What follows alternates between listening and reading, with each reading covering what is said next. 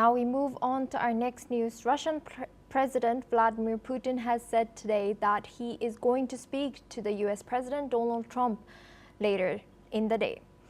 It will be the sixth publicly known conversation between the two leaders since Trump returned to the White House in January, and comes amid so far unsuccessful US efforts to broker a ceasefire in Ukraine. The two men last spoke on June 14th in a call mostly focused on Iran.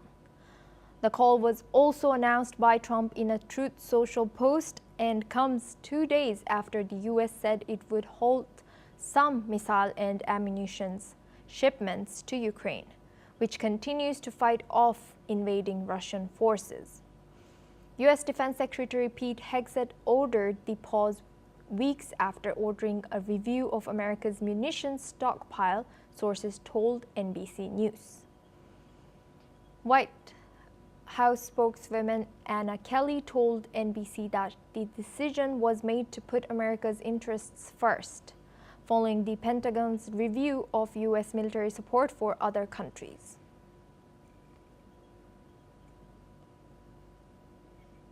Now we're joined by Joshua Barnes. He's anchor and correspondent at NewsX World. Thank you, Joshua. What more can you tell us about the breaking news that has come in just now? Well, yes, Asuma, this information again was unexpected.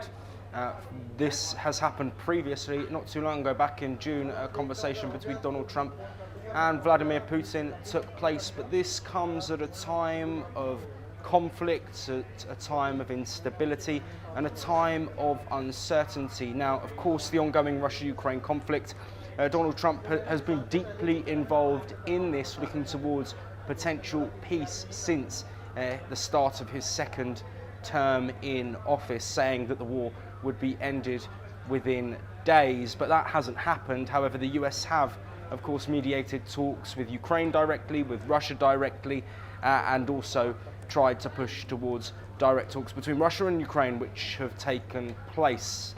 Trump's stance on the US hasn't been as strong as some other Western allies of Ukraine. Of course, Trump pulling back on aid in recent days. He said that we can't push forward with the pledge of certain bits of military asset that had been allocated. And that comes also in the wake of a fallout between Trump and Zelensky. It feels that Trump has moved closer towards Vladimir Putin and closer towards Russia than was with the Biden administration. Conversation expected potentially to be had between Trump and Zelensky in the coming days as well. There have been reports of that.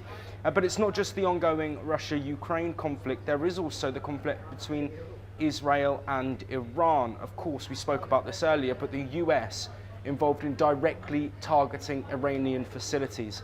Iran, one of their key allies, is Russia, and Russia were vocal throughout that conflict, talking about the attacks that were happening on Iran's infrastructure. So it'll be interesting to see what dialogue comes from this phone call that we expect to be happening later today. It will be interesting to see what's discussed on Iran. Also interesting to see what is discussed ongoing in the Russia-Ukraine conflict. There has been talk in recent weeks about a potential set of sanctions on Russia, and not just on Russia, but also third-party countries which are purchasing oil from the country. That has been flagged by several members of the political circle in the US. It will be interesting to see if that is discussed as well. Apparently that bill has been approved by Trump. That would see 500% tariffs on countries purchasing oil from Russia. Oil is a key way that Russia gets their money after a sweeping set of sanctions from other nations since the start of the war between Russia and Ukraine. So it will be catastrophic for Russia's war effort if that happens. There's also the aspect of North Korean involvement in the Russia-Ukraine war. Of course, Putin and Kim have met and spoken on multiple occasions. That could be a topic for discussion too. And also, let's not forget the recent G7 summit. Donald Trump speaking about when it was the G8 summit and Russia was kicked out from the group of eight, as it was once then, after the 2014 Crimea invasion from Russia. So a lot to be discussed. Details aren't clear at the moment. A lot of this is speculation, but given the ongoing geopolitical instability, there are clear talking points that we expect to get updates from potential news moving forward, like the news that we brought you about Steve Witkoff and Abbas Araghchi meeting. We could be in a pivotal moment. There could be an announcement following this call, and we of course here on NewsX